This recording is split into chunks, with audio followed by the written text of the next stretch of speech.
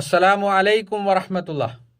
അൽഹംദുലില്ലാഹ് വസ്സലാത്തു വസ്സലാമു അലാ അഷ്റഫുൽ മുർസലീൻ വഅലാ ആലിഹി വസഹ്ബിഹി അജ്മഈൻ. അമ്മാ ബഅദ്. ജീവിത പ്രയാസങ്ങളിൽ നിന്ന് മോചനം ലഭിക്കാൻ ജീവിതത്തിൽ വിവിധതരം പരീക്ഷണങ്ങൾക്കും പ്രയാസങ്ങൾക്കും നാം വിധേയരാവാറുണ്ട്. ഇത്തരം സന്ദർഭങ്ങളിൽ ക്ഷമ അവലംബിക്കുക എന്നതാണ് വിശ്വാസി സ്വീകരിക്കേണ്ട നിലപാട്. ജീവിതത്തിൽ വിവിധ കാര്യങ്ങളാൽ പരീക്ഷിക്കപ്പെടുമെന്നും ആ സമയത്ത് നമ്മൾ എങ്ങനെ പെരുമാറുന്നു എന്നതിനനുസരിച്ചാണ് നമ്മുടെ പരലോക ജീവിത വിജയമെന്ന ഇസ്ലാമിക പാഠമാണ് വിശ്വാസിയെ കൂടുതൽ ക്ഷമിക്കാൻ പ്രാപ്തനാക്കുന്നത്. പരീക്ഷണഘട്ടങ്ങളിൽ ക്ഷമ അവലംബിക്കുന്നതോടൊപ്പം തന്നെ അനുഭവിച്ചു കൊണ്ടിരിക്കുന്ന പ്രയാസങ്ങൾ പെട്ടെന്ന് ദൂരീകരിക്കപ്പെടുക എന്നത് എല്ലാവരുടെയും ആവശ്യമാണ്. ഇതിനായി അള്ളാഹുവിനോട് പ്രാർത്ഥിക്കുകയും അവനിൽ ബരമേൽപ്പിക്കുകയും ചെയ്യുക എന്നതാണ് വിശ്വാസിയുടെ മോചന മന്ത്രം. പ്രയാസങ്ങളിൽ പ്രാർത്ഥിക്കുന്നവനെ അവൻ്റെ പ്രയാസങ്ങൾ നീക്കം ചെയ്തു കൊടുക്കുന്നവനാണ് അള്ളാഹു എന്ന് ഖുർആൻ വിശേഷിപ്പിക്കുന്നത് കാണാം.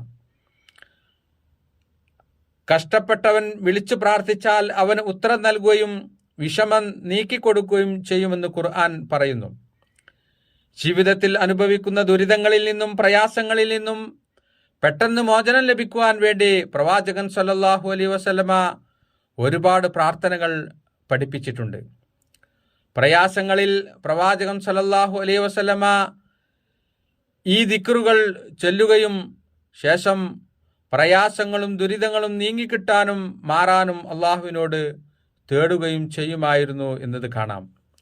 ആ പ്രാർത്ഥനയാണ് ലാ ഇലാഹ ഇല്ലല്ലാഹു അൽ അലീമുൽ ഹലീം, ലാ ഇലാഹ ഇല്ലല്ലാഹു റബ്ബുൽ അർശിൽ അലീം, ലാ ഇലാഹ ഇല്ലല്ലാഹു റബ്ബുസ് സമാവാതി വ റബ്ബുൽ അർളി വ റബ്ബുൽ അർശിൽ കരീം എന്ന പ്രാർത്ഥന.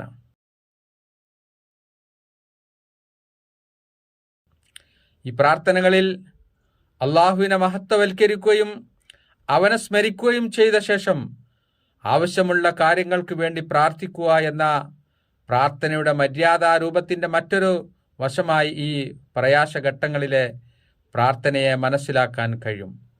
പരീക്ഷണഘട്ടങ്ങളിൽ അവയിൽ നിന്ന് മോചനം ലഭിക്കുക എന്നത് ആരും ആഗ്രഹിക്കുക എന്ന കാര്യമാണ്. അതിനായി പ്രവാചകന്റെ ഈ മാതൃക നമുക്കും പിൻപറ്റാം. അള്ളാഹു അനുഗ്രഹിക്കുമാറാവട്ടെ.